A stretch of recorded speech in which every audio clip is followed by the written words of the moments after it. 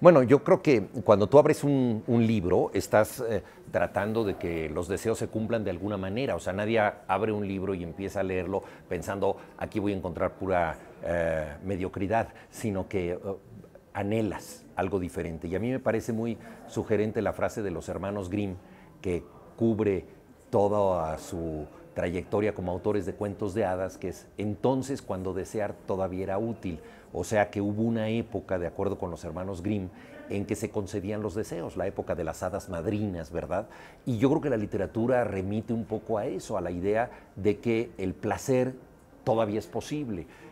La gran paradoja es que muchas veces este placer emana de circunstancias muy adversas, ¿no? Tú lees una historia trágica, el suicidio de Ana Karenina, y sin embargo obtienes un placer estético, ¿no? Es la gran paradoja del arte, que esas lágrimas se convierten en música, en poesía, el dolor trascendido te da una forma del placer. Entonces, bueno, el libro reflexiona sobre los libros de los otros y sobre la forma en que han podido cumplir deseos para nosotros. Bueno, hay distintos registros emocionales en este libro. Por ejemplo, un ensayo sobre Carlos Monsiváis. Él era un gran defensor del pensamiento crítico, por lo tanto un ensayo sobre él tenía que también incluir críticas a Monsiváis, pero desde luego resaltando lo más importante de su trayectoria. Entonces ese es un ensayo que me quedaba muy cerca en lo emocional. También otro autor que a mí me parece muy importante es Jorge Ibargüengoitia, porque yo no lo conocí personalmente, lo vi en un par de ocasiones sin hablar con él, pero es un autor que he tratado de reivindicar en momentos en que no se le concedía tanta importancia. Por ahí de 1996, Víctor Díaz Arciniega y yo empezamos a hacer la edición crítica de Jorge Ibargüengoitia para unas ediciones muy importantes de la UNESCO, la serie Archivos, y en aquellos momentos Internet estaba empezando y se nos ocurrió consultar a ver si había trabajo sobre Ibargüengoitia, porque realmente era un autor que contaba con el favor de los lectores, con una gran cofradía de personas que se reían con sus libros y los disfrutaban, pero no contaba con un aparato crítico correspondiente a la importancia que tenía entre los lectores, es decir, no tenía el prestigio cultural que se le concedía a otros autores con mucho menor lectura. Entonces, al entrar a Internet, Víctor y yo nos dimos cuenta de que había una noticia que decía nuevos ensayos sobre Jorge Ibargüengoitia, y nos entusiasmamos muchísimo. Y luego resultó que esos nuevos ensayos eran los que estábamos haciendo nosotros, es decir, nos mordimos la cola, ¿no? Entonces se estaba anunciando el trabajo que apenas empezábamos. En 1954 escribe del músico cubano Bola de Nieve. Esto 10 años antes de que Humberto Eco empezara a hablar del cómic, empezara a hablar de temas populares, y bastantes años antes también de que Roland Barthes empezara a hablar de la lucha libre, de los menús de los restaurantes, etc. No es el primero en tocar temas de cultura popular, Walter Benjamin también lo había hecho y otros, pero realmente actúa como un pionero, como un precursor. Pero no solamente se convierte en México en esta persona que se autoriza a sí mismo y por extensión autoriza a los demás a reflexionar sobre el cómic, la lucha libre, el cine de luchadores, las tandas del teatro popular y tantas otras cosas, sino que se convierte él mismo en el juez que decide qué cosas valen la pena y qué cosas no las valen. Por ejemplo, su función de coleccionista, que es única y que hace que por el hecho de que Monsiváis ve artísticamente la obra de ciertos artesanos populares, eso se convierte en pieza de museo. Y él empieza a coleccionar una serie de obras que podrían haber pasado inadvertidas y que se insertan en la valoración que él está haciendo de la cultura popular. Entonces, él es un mediador entre lo que vale la pena y lo que no la vale. Y, por ejemplo, yo digo en mi ensayo, ahí cuento una anécdota que me dijo el entonces director del Instituto Nacional de Bellas Artes. Yo le pregunté, ¿cómo sabes tú si una persona del ámbito popular, cuando muere, merece ser velada en Bellas Artes? Dice, muy sencillo. Le pregunto a Monsiváis. Entonces, él era el tribunal de una persona que podía decidir que un cantante de bolero fuera velado en Bellas Artes. porque ya lo acreditaba. Y esa figura no había sucedido antes y probablemente no volverá a suceder. Es una tragedia lo de la muerte temprana de Jorge Ibargüengoitia, porque podría estar vivo todavía hoy en día. Sería una vida muy larga, pero todavía podría estar vivo y podemos nosotros pensar que había 30 libros posibles. Además, en el caso de Ibargüengoitia, la literatura que estaba haciendo iba ganando en profundidad y en complejidad. Si uno ve libros últimos de él como Dos crímenes o Las muertas sobre todo, ve que se está orientando hacia un tipo de literatura cada vez más profunda, más compleja, con más sofisticada construcción de personajes y bueno, solamente podemos imaginar lo que pudo haber hecho. A diferencia de Roberto Bolaño, no dejó 30 libros inéditos que se pudieran seguir publicando. Claro. Bueno, yo fui alfabetizado en alemán cuando a un niño del colegio alemán que tenía 6 años le preguntabas, si es que estaba en el grupo de los alemanes como yo, si ya sabía leer y escribir, te decía solo en alemán. Entonces yo a los 6 años me preguntabas eso y era involuntariamente pedante porque solo sabía escribir en alemán y leer en alemán, no en español, y fue la lengua en la que me alfabeticé. Esto por supuesto fue un calvario para mí, fue muy difícil, en mi familia no había nadie que hablara alemán. A mi padre, por ser filósofo, admiraba esta lengua, pero no la dominaba. Entonces no me podía ayudar con las tareas. Pues claro, a él le parecía que era una educación maravillosa porque mi padre nació en Barcelona, se educó en Bélgica en internados de jesuitas, creía mucho en la educación europea, admiraba el alemán por ser la lengua de la filosofía.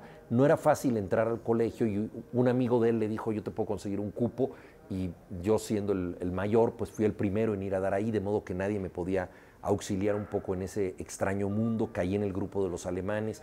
Entonces fue muy difícil para mí, fue muy duro, yo me sentí muy minusvaluado, yo me sentía muy incapaz, porque a mí todo me costaba más esfuerzo que a los otros. O sea, mis compañeros tenían nombres alemanes y apellidos alemanes y tenían gente en casa que podía auxiliarlos. Entonces, a mí todo me resultaba más ajeno. Y yo creo que por eso me gusta tanto el español, porque era la lengua de la libertad, la lengua del recreo, la lengua en la que yo podía expresarme de mejor manera. Hay cosas que son muy duras y luego te fortalecen, ¿no? Entonces el aprendizaje del alemán fue para mí algo muy irracional. Yo hubiera querido que tuviera una utilidad para mí, que por ejemplo, yo nunca fui a Alemania, ¿no? De la infancia, ¿no? En México la única utilidad concreta del alemán era poder ir al cine y entender lo que decían los nazis en las películas de la Segunda Guerra, que estaban muy de moda. Entonces a mí me sorprendía que me hacían estudiar el idioma de los malos de las películas, de los villanos, y eso era un poco extraño, ¿no? Porque no aprendía yo un idioma con otra utilidad. Entonces todo esto que fue muy extravagante, con el tiempo se convirtió en algo muy útil porque, primero, haber sobrevivido a esa educación. Nunca fui un buen alumno, pero nunca reprobé. Entonces la libré de milagro, o sea, sobreviví. Y posteriormente, a través de la literatura, y ese es uno de sus muchos beneficios para mí, entendí que era una cultura maravillosa y lo que había sido un calvario se convirtió en una forma del placer. Y hoy en día la lengua alemana me encanta y he traducido libros del alemán, he vivido en Alemania y bueno, todo se acomodó de otra manera. Entonces lo que empezó siendo algo muy duro fue muy bueno. Chema hablaba extraordinariamente bien. Yo es el mexicano que he conocido que mejor alemán ha hablado. Además era muy actoral, entonces imitaba muy bien los acentos. Él vivió 14 años ahí, se casó con alemana, estudió la carrera ahí. O sea, tenía una inmersión profunda en la lengua, en la cultura, era un traductor notable. Y para mí, yo fui ayudante de él en la universidad y fue un maestro y un amigo esencial. Bueno, hay un momento en tu vida en que el pasado es más importante que el presente, ¿no? Y ese es un momento curioso en el que, por supuesto, yo ya estoy, ¿no? Toda la fuerza del pasado es muchísimo más grande que la fuerza de lo que ocurre hoy en día, y esto tiene que ver con las pérdidas de personas que han sido muy importantes, desde amigos de mi generación, como Roberto Bolaño, por ejemplo, hasta gente que fueron pues un padre sustituto para mí, que fue Alejandro Rossi, o figuras de referencia como Carlos Monsiváis o Carlos Fuentes, ¿no? pues, y desde luego pues, la pérdida de mi padre, todo esto pues te va marcando, ¿no? Estás lleno de ausencias, pero una de las riquezas de la literatura es que es una manera de conversar con los difuntos. En la literatura siempre escriben mejor los muertos. Es uno de los pocos oficios donde eso ocurre, ¿no? Y yo creo que es maravilloso poder estar formando parte de esta conversación, todavía de este lado de la realidad, ¿no? Bueno, es que en el prólogo del libro yo me acuerdo de esta idea de Heidegger, que él tiene un libro sobre la literatura y él se refiere a sus ensayos como las sendas en la madera, que son esos caminos secundarios en el bosque por medio del cual los guardabosques sacan leña, ¿no? Esos caminos que no conocen más que los especialistas, y él se refiere al ensayo literario como entrar a la maleza justamente para buscar por un camino no tan establecido la riqueza del bosque, ¿no? Y me parece una metáfora muy rica del ensayo literario. Y por otra parte yo la asocio también con los muy modestos artesanos de mi barrio, Coyoacán, que traen de Oaxaca separadores de libros, ¿no? De yagalán, que es un árbol que es pequeño, es un arbusto muy dúctil y con el cual hacen separadores de libros. Y a mí me conmueve la idea que estos artesanos en la Sierra de Oaxaca tienen de la ciudad como un espacio donde todo mundo necesita separadores de libros, ¿no? Identifican la vida urbana con la lectura. Y quizás son ellos los que en nuestro país tienen la gran idea utópica de los libros. O sea, ir a una ciudad es ir a un sitio donde hay libros y aunque yo creo que una y otra vez se enfrentan con que la gente no necesita tantos separadores, no dejan de producirlos. Es como si al hacer un separador quisieran que cada uno de ellos produjera el libro que habrá de contenerlo, ¿no? A mí me encanta la literatura de Fernanda Melchor, de Verónica Gerber, de Viviana Bechunchan, de Guadalupe Nettel, de Valeria Luiselli. Hay muchas mujeres. Sí, he mencionado puras mujeres que son espléndidas. Bueno, me gusta mucho Julián Herbert, Yuri Herrera, Álvaro Enrique. Yo creo que en el ensayo José Ramón Ruiz Sánchez, Osvaldo Zavala, los y las cronistas, Marcela Turati, Daniel Arrea, Diego Enrique Osorno. Yo creo que es un gran momento de la literatura mexicana. Sí. Yo siempre he dicho que en el fútbol llega un momento en que te tienes que enfrentar a la realidad y que en las canchas, con excesiva frecuencia, la realidad se llama Alemania.